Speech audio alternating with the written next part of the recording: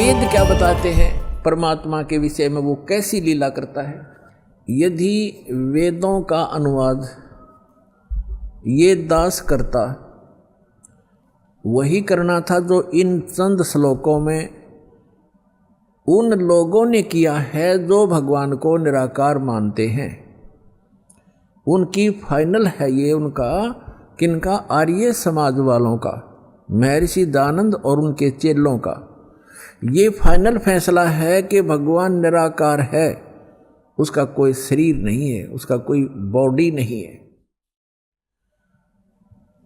और वेद भी उन्हीं के द्वारा अनुवादित हैं। ये चंद श्लोकों में परमात्मा ने उनकी दुर्बुद्धि पर पत्थर डाल दिए और एज इट इज अनुवाद करवा दिया जो वेद का होना चाहिए था। थोड़ा बहुत उन्होंने गड़बड़ी की है, वो आप बुद्धिमान समाज आसानी से समझ सकता है। परमात्मा के द्वारा दिए गए तत्व ज्ञान से उसको आसानी से समझ सकते।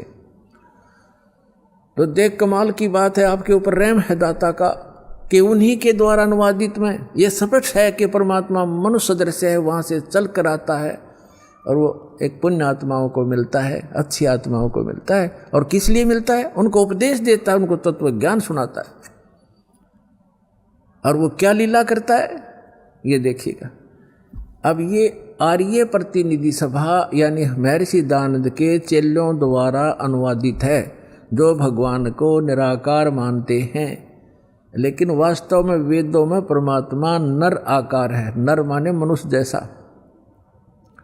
सहशरीर है। उसका नाम कबीर है और सतलोक से चल कर आता है। वहाँ जहाँ वो रहता है निज स्थान पर, सब भुवनों प्री, सब भुवनों के ऊपर के स्थान पर तिष्ठति, वहाँ बैठा है भगवान, राजा के समान देखने में है। वहाँ से चल कर आता है, 3 प्रकार से लीला करता है। जब द्वितीय प्रकार की लीला करता है, वो एक शिशु रूप धारण करके कमल के फूल के ऊपर, जल के ऊपर विराजमान होता है, जिस कारण से वो परमात्मा नारायण कहलाता है। नारायण का अर्थ होता है जल के ऊपर आके निवास करने वाला, आकर विराजमान होने वाला। और हम विष्णु जी को नारायण मान रहे थे, ये शेषनाग के ऊपर सोया करता, इसलिए नहीं, वो परमात्मा सतलोक से आता है, प्रत्येक बार यही लीला करता है और जल के ऊपर आकर विराजमान कमल के फूल पर होता है, इसलिए नारायण कहलाता है। तो वो नारायण है। और सत्यनारायण, सत्यनारायण का अर्थ होता है अविनाशी परमात्मा। सत्य माने अविनाशी, हम सत साहेब कहते हैं उसको, अविनाशी परमात्मा। तो अविनाशी परमात्मा कबीर जी हैं, श्री ब्रह्मा, श्री विष्णु, श्री शिव जी ये नासवान परमात्मा हैं, भगवान हैं, स्वामी हैं, प्रभु हैं। इनकी जन्म मृत्यु होती है। और इसका प्रमाण है श्री देवी भागवत यानी देवी महापुराण, गीता प्रेस गोरखपुर से प्रकाशित, सचित्र मोटा टाइप, 3रा स्कंद 123 पृष्ठ पर। भगवान विष्णु स्वयं कहते हैं अपनी माता से कि तुम शुद्ध स्वरूपा हो और ये सारा संसार तुम इसे उद्भासित हो रहा है। मैं ब्रह्मा और शंकर, विष्णु जी करे, आपकी कृपा से विद्यमान है। हमारा आविर्भाव माने जन्म और तिरोभाव माने मृत्यु हुआ करता है, हम अविनाशी नहीं है। और शंकर भगवान कहते हैं, हे माता, ब्रह्मा जी का जन्म आपसे हुआ, तो क्या मैं तमोगुण लीला करने वाला शंकर आपका पुत्र नहीं हुआ? अर्थात मेरी भी आप ही जनक हैं, मैं आपका पुत्र हूँ और हम केवल नियमित कार्य ही करते हैं। हम तीनों गुणों से उत्पन्न हैं, रजगुण ब्रह्मा, सतगुण विष्णु, तमगुण शिव जी, और हम केवल नियमित कार्य ही कर सकते हैं। जिसके भाग्य में जैसा है वैसा ही दे सकते, उसमें कोई परिवर्तन नहीं कर सकते। श्री देवी महापुराण ने चंद श्लोकों में इन भगवानों की पूर्ण लीला तकरीबन सतीथी क्लियर कर दी, स्पष्ट कर दिया, सारे कंसेप्ट क्लियर कर दिए। ये नासवान है, दुर्गा जी इनकी माता है, रजगुण ब्रह्मा, सतगुण विष्णु, तमगुण शिव जी यही हैं और प्रकृति दुर्गा को कहते हैं, और ये केवल नियमित कार्य ही कर सकते। तो जो नारायण है वो परमात्मा है, वास्तव में कबीर साहब है जो ऐसी लीला करता है। अब वेदों में दिखाते हैं आपको कि जब वो परमात्मा आता है शिशु रूप धारण करके, उस समय उनके परवरिश की लीला कुंवारी गायों के द्वारा होती है। ये देखो, अब हम वेद पढ़ रहे हैं, आपको दिखा रहे हैं, ये वेद हैं। अभी आपको दिखाया था, अब और देख तो फिर पुनः दिखाते हैं। ये कहाँ से प्रकाशित है? सर्वदेशी कार्य प्रतिनिधि सभा, महर्षि दान भवन, रामलीला मैदान, नई दिल्ली से। और ये इसके अनुवादक और ये मुद्रक Prince offset printers 1510 Pataudi house, Daryaganj, नई दिल्ली से। और अब हम आपको ऋग्वेद मंडल नंबर 9 का और सूक्त नंबर 1 दिखाते हैं। ये देखिएगा, ऋग्वेद भाष्यम अथ नवम मंडल, 9वां मंडल प्रारंभ होता है। इसका ये प्रथम मंत्र है। इसमें क्या लिखा है कि हे सोम स्वभाव परमात्मन, यानी परमात्मा की महिमा चल रही है। सोम माने परमात्मा, सोम, ये भी ध्यान रखना, अभी आगे चल के आपको ये हेल्प करेगा इस ज्ञान को समझने में। ये 1 नंबर मंत्र, मंडल नंबर 9 सूक्त नंबर 1 का अब मंत्र नंबर हम दूसरा पढ़ रहे हैं। इसमें है हे परमात्मन आप, है ना, परमात्मा की महिमा चल रही है, ये ध्यान रखना। अब तीसरे मंत्र में हे परमात्मन, चौथे मंत्र में हे परमात्मन आप, है ना, महिमा भगवान की। और 5वें मंत्र में हे परमात्मन आप, यानी परमात्मा की महिमा चल रही है। अब छठे मंत्र में मंडल नंबर 9 सूक्त 1 मंत्र 6, हे परमात्मन, है परमात्मा की महिमा। और अब यहाँ 7वें और 8वें में इनका याद आ गया महर्षि के चेलियाँ के। अब यदि हम यहाँ परमात्मा लिख देंगे, आगे परमात्मा को की महिमा है कि वो बालक रूप धारण करके आता है, 3 प्रकार के शरीर धारण करता है, तो जनता के समझ में ना आ जावे कि भगवान नर आकार है। तो यहाँ इन्होंने परमात्मा ना लिख के पुरुष लिख दिया।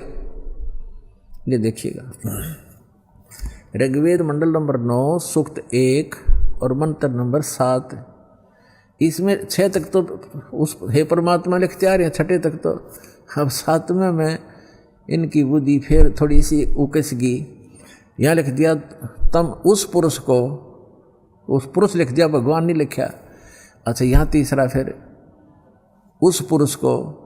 अब ये पुरुष और कंसेप्ट क्लियर करना पड़ेगा, पुरुष माने परमात्मा होता है। अब देखो महर्षि दयानंद के द्वारा ज्ञान दिया गया है कि परमात्मा निराकार है, और जिसको माना है आर्य समाज के व्यक्तियों ने, और पूरा विश्व ही माने बैठा है कि भगवान निराकार है। अब महर्षि दयानंद को हम छोड़ देंगे, क्योंकि हमने वेदों से प्रमाणित करना है कि वेद क्या कहते हैं। यजुर्वेद उन्हीं के द्वारा अनुवाद है, महर्षि दयानंद के द्वारा। यजुर्वेद अध्याय नंबर 40 के मंत्र नंबर 15 और 17 में ये कंसेप्ट कति क्लियर हो जाएगा। जैसे वेद ज्ञान परमात्मा ने दिया, उस पूर्ण परमात्मा ने इसके अंतःकरण में फीड कर दिया। उस मालिक ने जो इसमें लिखना था वो लिख दिया, ताकि हम आसानी से समझ सकें। जिसने आगे वेदों को फिर बताया है, दिया है, समझाया है, उसमें लिखा है कि वेद ज्ञान दाता ये कहता है। अब वेद ज्ञान दाता, अब ये यहाँ काल माना जाएगा ब्रह्म, क्योंकि इसने आगे प्रदान किए हैं और इसको भगवान उस परम पिता ने दिए हैं, इसलिए ये गॉड गिवन है। और आगे जो इसने दिया है वो इस ब्रह्म के द्वारा दिए गए, इसलिए ये ब्रह्म गिवन भी कहे जाते हैं, गीता और ये दोनों वेद। तो यहाँ 40वें अध्याय के 15वें श्लोक में ये खुद कहता है कि मेरा ते कोम नाम है, और 17वें में भी यही स्पष्ट करता है कि मेरा ते कोम नाम है। और वो परमात्मा गुप्त है, वो पुरुष माने परमात्मा पूर्ण ब्रह्म ऊपर रहता है, वो गुप्त है। ये देखना, यजुर्वेद उठा लिया, ऋग्वेद रख दिया, और महर्षि दयानंद सरस्वती ये वही है। सार्वदेशी कार्य प्रतिनिधि सभा, महर्षि 2/5 महर्षि दयानंद भवन, रामलीला मैदान, नई दिल्ली से। यजुर्वेद आर्य भाष्य है, महर्षि दयानंद सरस्वती। मुद्रक है Prince offset printers 1510 Pataudi house, Daryaganj, नई दिल्ली से। ये यहाँ से छपा है। यजुर्वेद का अंतिम अध्याय है 40वां। इसमें टोटल 40 अध्याय हैं, 40 ओनली। और इसमें 40वें अध्याय में 17 मंत्र हैं, और इसमें पूरे यजुर्वेद का लगभग निष्कर्ष है।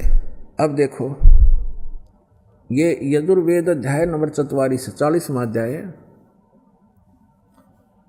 40वें अध्याय का ये 15वें मंत्र में वेद ज्ञान दाता कहता है कि वायु अनिलम अमृतम अथिदम भस्मांतम शरीरम।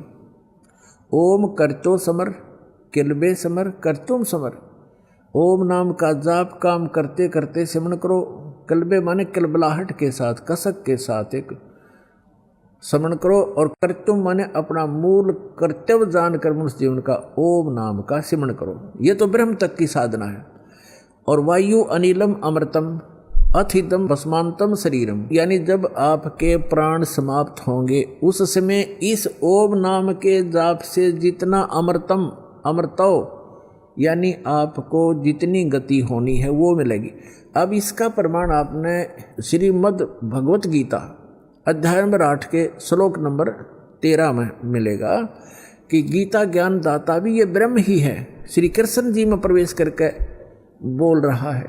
ये कह रहा है कि ओम इति एकाक्षरम ब्रह्म व्यवहारण माम अनुसमरण यह प्रयाति तजन देहम स याति परमाम गतिम।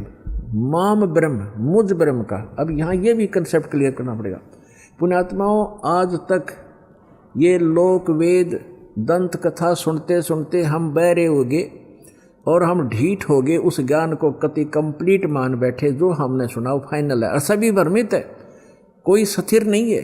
किसी को भी कोई कुछ कह देता वो भी हाँ ठीक ऐसा भी है, ऐसा भी है, क्योंकि हम स्वयं अपने सदग्रंथों से परिचित नहीं।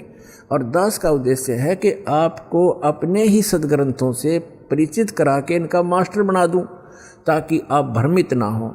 जैसे श्रीमद् भगवत गीता अध्याय नंबर 2 के श्लोक नंबर 53 में कहा कि अर्जुन, जब भिन्न भिन्न प्रकार के भ्रमित करने वाले वचनों से, ज्ञान से आपकी बुद्धि हटकर एक परमात्म ज्ञान पर स्थिर हो जाएगी, उस परमात्मा के ज्ञान पर स्थिर हो जाएगी, तब तू योग को प्राप्त होगा, तब तो तू भगत बनेगा, यानी भक्ति योग्य होगा। तो जब तक आप भ्रमित हैं, कोई कुछ कह देता वो भी ठीक, वो कहता वो भी ठीक, तो तब तक आप भक्त नहीं बन सकते, आप सफल नहीं हो सकते। तो दास चाहता कि आपकी ये सारी भ्रमणा और अज्ञान मिटाकर एक परमात्म उस तत्व ज्ञान पर स्थिर कर दूं, जिसके लिए आपको परमात्मा ने शिक्षित बनाया, आपके ऊपर रहम किया। और दूसरा रहम ये किया कि ये इंस्ट्रूमेंट, ये उपकरण बनवा दिए, इलेक्ट्रॉनिक, ये प्रोजेक्टर, सीडी, टेलीविज़न मीडिया, जो इलेक्ट्रॉनिक मीडिया, ये आपके लिए तैयार करवाया परमात्मा ने कि आज घर बैठे आप सत्संग समझ सकते हो, वेदों को जान सकते हो और सभी सदग्रंथों को आप समझ सकते हो। और जब तक आप स्वयं अपनी आँखों से सदग्रंथों को नहीं देखोगे, नहीं जानोगे, तो ये काल के जितने भी भ्रमित करने वाले संत भेजे गए हैं, ये आपको ऐसे ही मिसगाइड करके उद्देश्य से वंचित कर देंगे।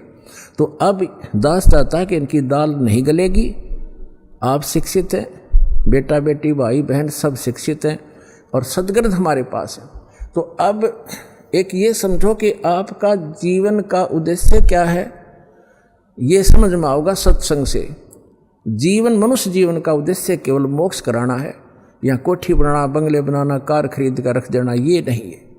ये तो एडिशनल है, बाई प्रोडक्ट है भक्ति का, जो दास आपको भक्ति देगा परमात्मा की दी हुई। इस साधना से आप जो सुख वैसे सारा जीवन खोजने में लगे रहते हो, प्राप्त करने में, वो नहीं मिलते।